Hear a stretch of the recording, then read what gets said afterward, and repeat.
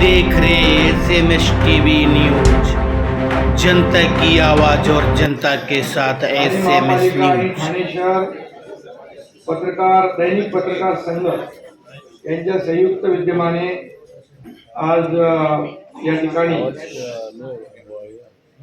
छायाचित्र प्रदर्शन बघितलं। मी बघून आलो, मला डायरेक्ट इकडे जाणार होते, काय बोललो मीनाक्षीताईने सांगितलं तिकडे जावा, पहिलं चित्र बघा, तर बोलू नाही इथे।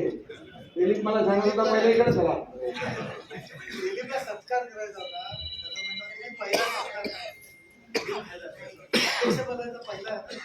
झालेला आहे।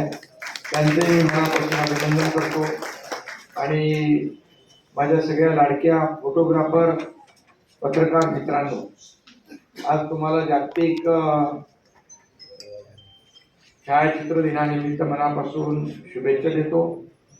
आणि खरं परवा येणार होतो मी, कारण आता इथे जाता जाता गडकरीला कार्यक्रम आहे, पण परवाचं काय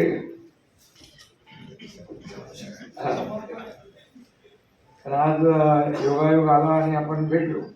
खरं म्हणजे परवाच आहे ऑगस्ट जागतिक फोटोग्राफर डे, आणि छायाचित्र प्रदर्शन देखील आपण सगळं भरवलं इथे सुंदर, आणि सगळ्यांनीच अतिशय चांगली छायाचित्र या ठिकाणी काढलेली आहेत।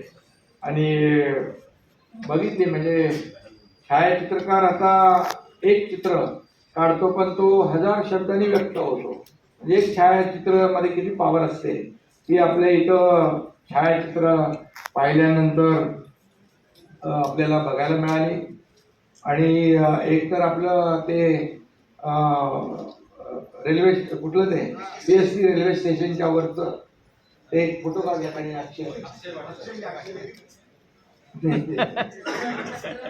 तुमच्या कॅमेराच